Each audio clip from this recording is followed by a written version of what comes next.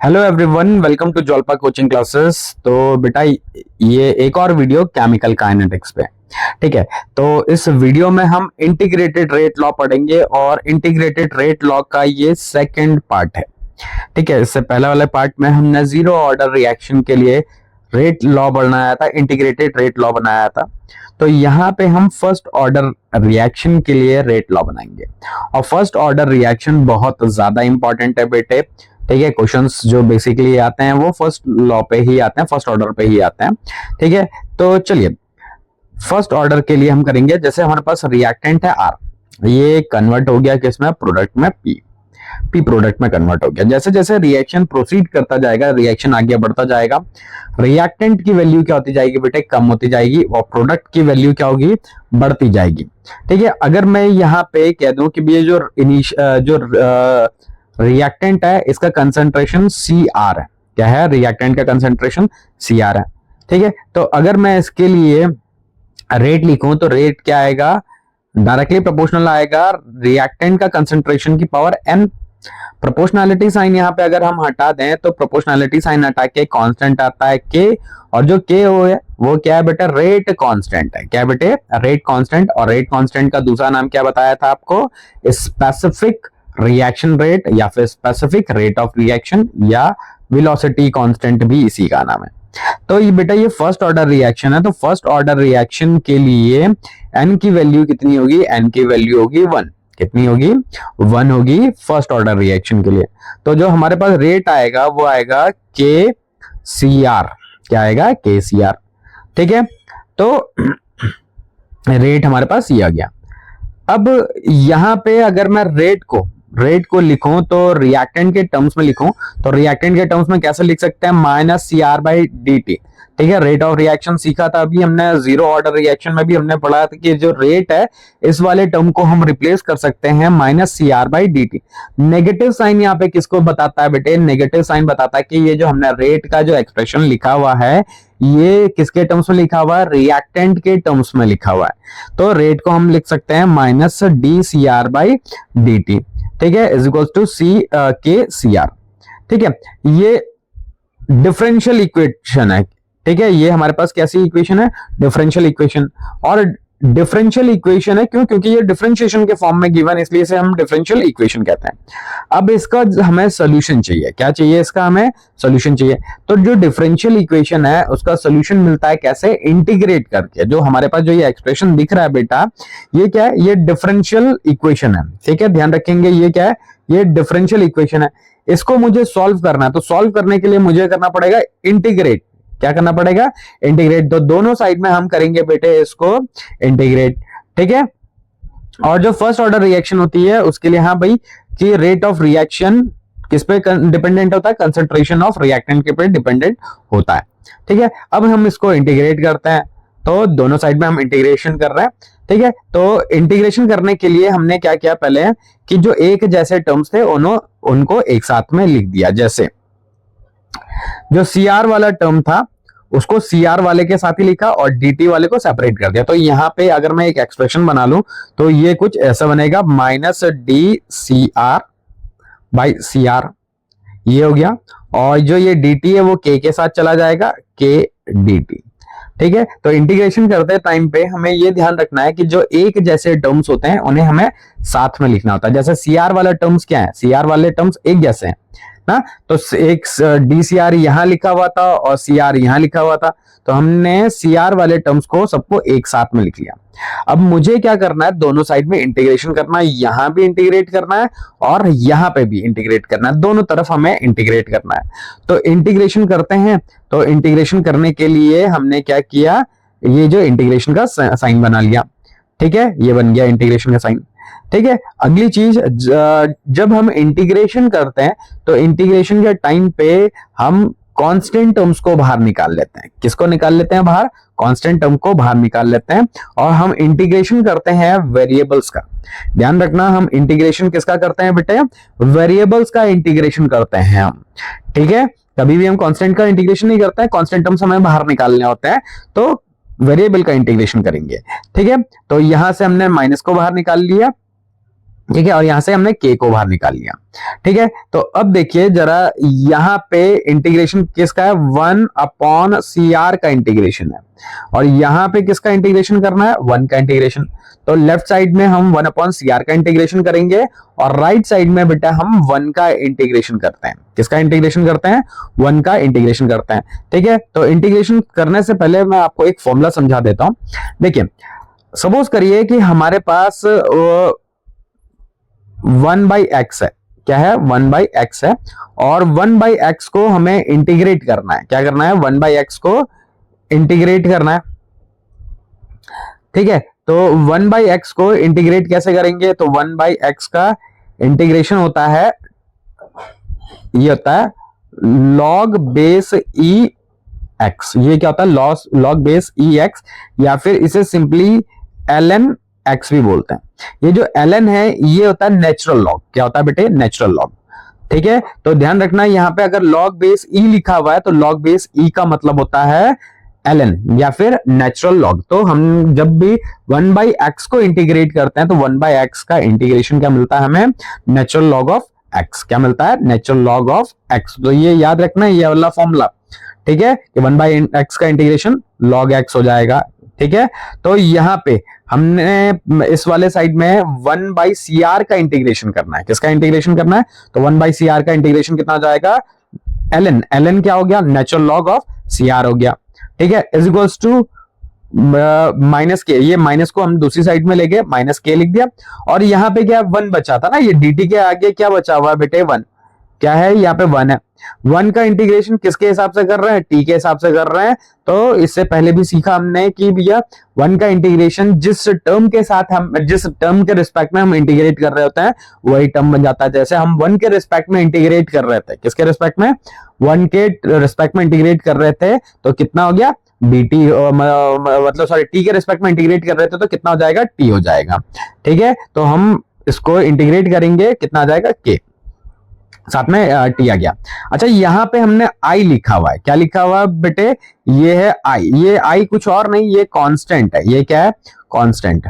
ठीक है, अब हमें इस कांस्टेंट की वैल्यू को फाइंड करना। देखो, जब कभी भी हम इंटीग्रेशन करते हैं तो इंटीग्रेशन के टाइम पे दो तरीके के हम इंटीग्रेशन पढ़ते हैं। एक होता है डेफिनेट इंटीग्रेशन और एक होता है इनडेफिनेट इंटीग्रेशन। डेफिनेट इंटीग्रेशन कौन सा होता है, डेफिनेट इंटीग्रेशन वो होता है जिसमें हमारे पास लिमिट्स पता होती हैं, लिमिट्स गिवन होती हैं, उसे हम डेफिनेट इंटीग्रेशन कहते हैं।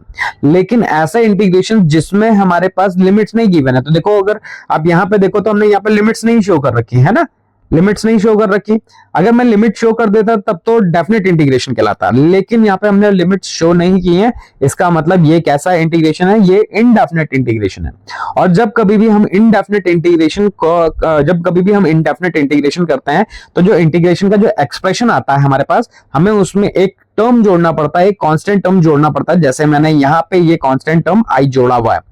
ठीक है, अब मुझे इस आई की वैल्यू को फाइंड करना पड़ेगा। क्या करना पड़ेगा, इस आई की वैल्यू को फाइंड करना पड़ेगा।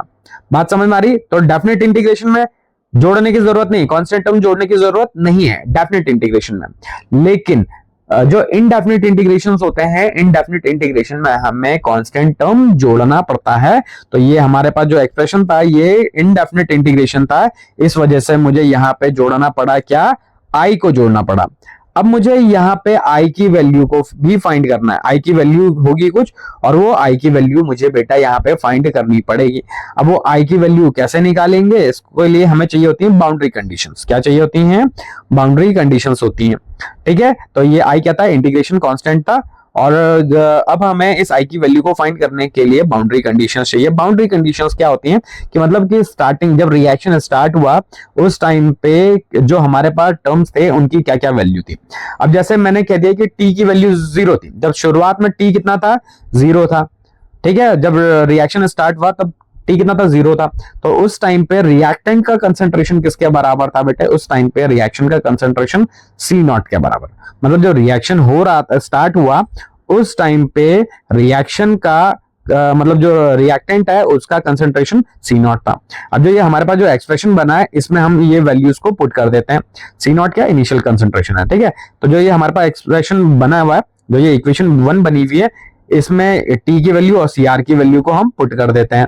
तो cr की हमने लिख दिया C0, और टी की जगह हमने 0 पुट कर दिया। ठीक है, टी की जगह 0 पुट कर दिया तो एक्सप्रेशन क्या बन गया हमारे पास, ln c naught is equal to minus K into 0 plus I. k into 0 किसके बराबर हो जाएगा, ये तो 0 के बराबर ही हो जाएगा, और i की वैल्यू किसके बराबर आएगी, ln c नॉट। मतलब ln क्या है, नेचुरल लॉग। नेचुरल लॉग क्या होता है, जिसमें जो लॉग होता है वो e के रिस्पेक्ट में होता है, e के हिसाब से होता है। e क्या है, नेचुरल लॉग, मतलब ln को हम नेचुरल लॉग कह रहे हैं। ठीक है, तो i की वैल्यू क्या मिल गई, ln c नॉट। ये इस वैल्यू को रख देते हैं हम फर्स्ट इक्वेशन में, ये मतलब i की वैल्यू को रख देते हैं, तो क्या मिला, ln cr is equal to minus K T plus ln c naught. ये हमारे पास एक्सप्रेशन मिल गया।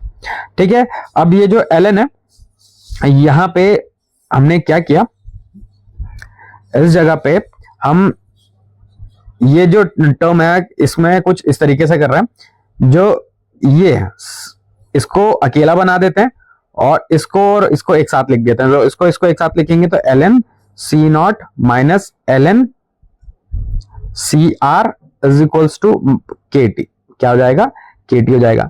यहां पे log c naught minus log cr लिखा हुआ। यहां पे log की प्रॉपर्टी अगर हम यूज कर रहे हैं तो log a minus log b होता है क्या, log a माइनस b क्या होता है, log a अपॉन b। ठीक है, तो ध्यान से समझेंगे कि यहां पे हम log की प्रॉपर्टी लगा रहे हैं कि log a minus log b क्या होता है बेटे, log a बाई b होता है। तो यहां पे हम इस वाले टर्म को, इस वाले एक्सप्रेशन को इस फॉर्मेट में लिखेंगे, और जब इस फॉर्मेट में लिख लेंगे उसके बाद जो हमारे पास जो एक्सप्रेशन आएगा, जब मैं log की प्रॉपर्टी भी लगा लूंगा तो हमें क्या मिलेगा, log cr by c naught is equal to minus K T. अच्छा, यहाँ पे माइनस के टी के टर्म्स में लिखा हुआ है, और जरा ध्यान से देखेंगे यहाँ पे बेटे हमने माइनस के टी के टर्म्स में लिखा हुआ है। किसके टर्म्स में लिखा हुआ है, माइनस के टी के टर्म्स में लिखा हुआ है। और अगर मैं यहां से एक्सप्रेशन बनाता तो क्या बनता, log c naught by C R is equal to K T. ठीक है, तो यहां पे सी आर देखेंगे तो ऊपर की तरफ है, यहां पे हमने सी आर नीचे की तरफ लिखा हुआ है, इसी वजह से यहाँ पे आपको नेगेटिव साइन नहीं देखने को मिल रहा है। तो दोनों एक्सप्रेशन ठीक है, दोनों चीजें सही है। ठीक है, तो हम यहाँ से क्या कर रहे हैं, t को दूसरी साइड में भेज देते हैं, t को इसके साथ में भेज देते हैं। तो देखो हमारे पास क्या मिला, one by T log c naught by C R. देखो वही एक्सप्रेशन मिल गया ना जो यहाँ पे लिखा था मैंने, वही एक्सप्रेशन मिल गया यहाँ पे। ठीक है, ये मिल गया हमारे पास क्या, फर्स्ट ऑर्डर रिएक्शन के लिए इंटीग्रेटेड रेट लॉ। ठीक है, अब जो यहाँ पे हमारे पास जो ln है, क्या है बेटे, ln है, ये नेचुरल लॉग है। क्या है, ln नेचुरल लॉग है, और नेचुरल लॉग को हमें कन्वर्ट करना पड़ता है किसमें, लॉग बेस 10 में। किसमें कन्वर्ट करना पड़ता है, लॉग बेस 10 में। जनरली जब आपने लॉग पढ़ा होगा तो लॉग में ऐसा पढ़ा होगा कि लॉग है और यहाँ पे 10 लिखा रहता है, और यहाँ पे जो ये एक्सप्रेशन है जिसमें ये ln है, इसमें लॉग है और यहाँ पे बेस e है। तो हमें बेस e को कन्वर्ट करना है लॉग बेस 10 में। क्या करना है, लॉग बेस 10 में कन्वर्ट करना है। ठीक है, तो जब लॉग बेस 10 में कन्वर्ट करते हैं बेटा, तो उसके लिए क्या किया जाता है, इरेज कर लेते हैं। तो उसके लिए क्या करा जाता है, उसके लिए अब जैसे लॉग बेस e है सपोज करो, और यहाँ पे a लिख देते हैं यहाँ पे। ठीक है, मुझे इसको बेस को कन्वर्ट करना है, क्या करना है, कन्वर्ट करना है और उसको 10 बनाना है। ठीक है, तो 10 बनाने के लिए हम यहाँ पे एक कांस्टेंट से, एक टर्म से मल्टीप्लाई करते हैं, 0.303 से मल्टीप्लाई कर देते हैं, और ये कन्वर्ट हो जाता है किसमें, 10 में। तो पहले हमारे पास नेचुरल लॉग था, नेचुरल लॉग में जो बेस में होता है वो क्या होता है, वो e होता है। तो e को मुझे बनाना है 10, क्या बनाना है, e को मुझे 10 बनाना। तो e को 10 बनाने के लिए हम इस टर्म से मल्टीप्लाई करेंगे। तो यहाँ पे वही लिखा हुआ है, by converting logarithm into base 10, base 10 में कन्वर्ट करना है। तो उसके लिए हमें क्या करना पड़ेगा, तो देखो यहाँ पे कुछ नहीं लिखा हुआ है, इसका मतलब यहाँ पे बेस 10 है, और देखो इस टर्म से हमें क्या करना पड़ा, यहाँ पे मल्टीप्लाई करना पड़ा। किससे, तो इस वाले टर्म से हमें मल्टीप्लाई करना पड़ा, और हमें k की वैल्यू क्या मिल गई, 2.303 by T log base 10 c naught by C R.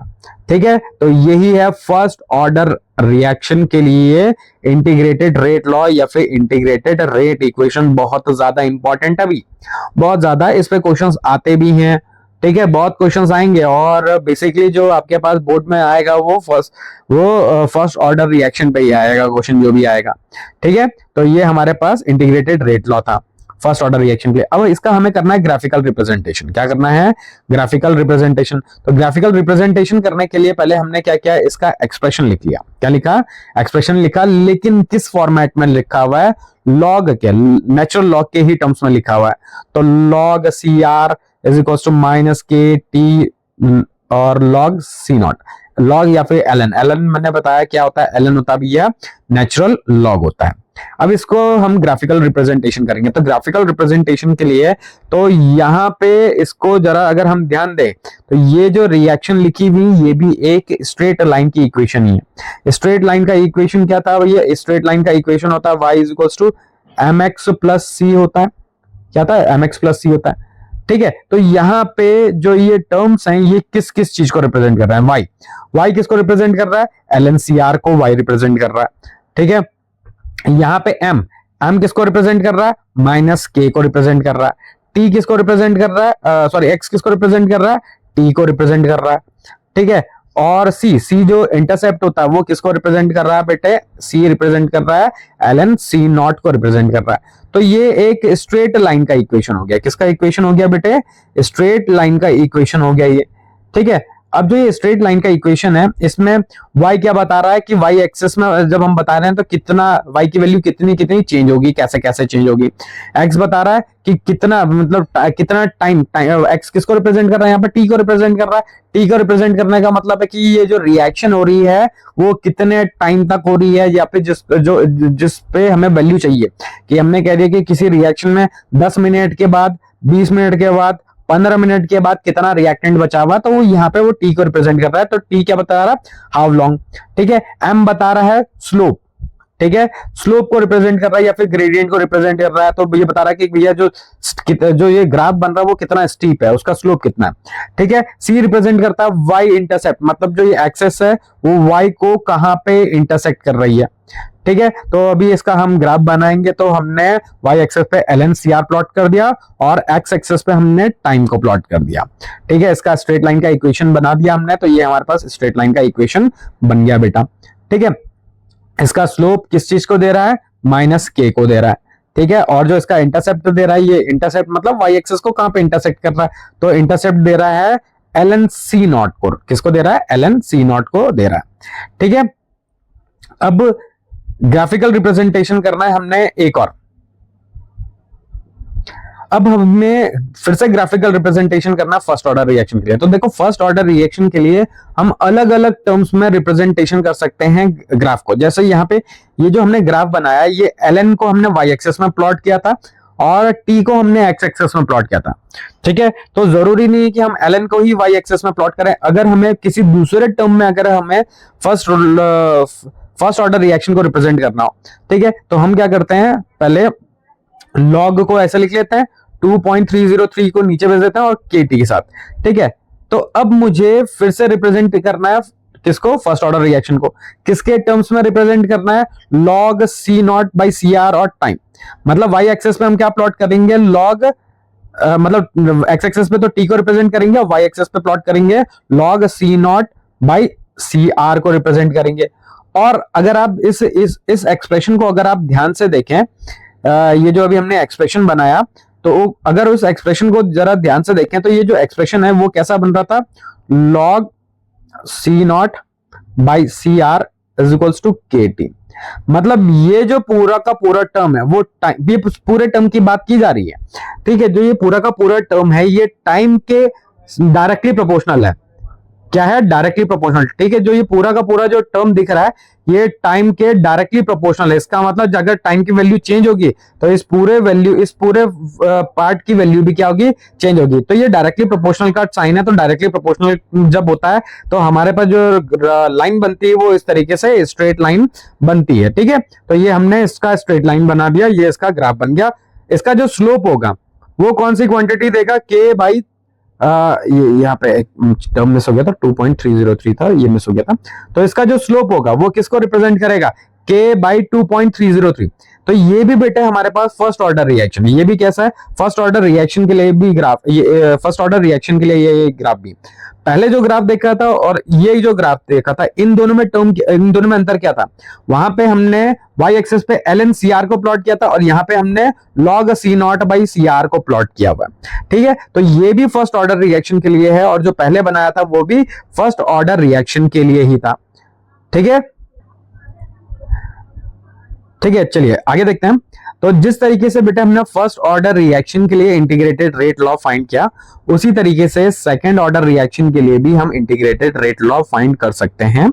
ठीक है, और जब हम सेकंड ऑर्डर रिएक्शन के लिए इंटीग्रेटेड रेट लॉ फाइंड करेंगे तो हमारे पास जो एक्सप्रेशन बनेगा वो बनेगा 1/ct is equals to kT plus 1/c0। ct क्या होता है? ct होता है कि t टाइम के बाद रिएक्टेंट का कंसेंट्रेशन कितना बचा हुआ है। c0 क्या होता है कि इनिशियल कंसेंट्रेशन कितना है। ठीक है, t क्या होता है कि कितने टाइम में ये कंसेंट्रेशन c0 से ct हो जा रहा है। k क्या होता है? रेट कांस्टेंट या फिर स्पेसिफिक रिएक्शन रेट होता है। ठीक है, तो चलिए कुछ एमसीक्यूज देखते हैं। पहला, integrated rate law of the first order reaction is. ठीक है, तो हमें इंटीग्रेटेड रेट लॉ बताना है फर्स्ट ऑर्डर रिएक्शन के लिए। तो भैया इसके लिए तो या तो आपको इक्वेशन याद हो, ठीक है, या फिर आपको बनाना आना चाहिए इक्वेशन। तो हमें तो याद है कि भैया किस फॉर्मेट में बना था। तो हमारे पास जो ऑप्शन सी है वो करेक्ट है। यही है क्या? इंटीग्रेटेड रेट लॉ किसके लिए? फर्स्ट ऑर्डर रिएक्शन के लिए। ठीक है, तो आज के इस वीडियो में बच्चों इतना ही करेंगे। नए वीडियो में मिलेंगे कुछ और क्वेश्चंस के साथ। तब तक बने रहिए ज्वालपा कोचिंग क्लासेस के साथ। Till then bye bye.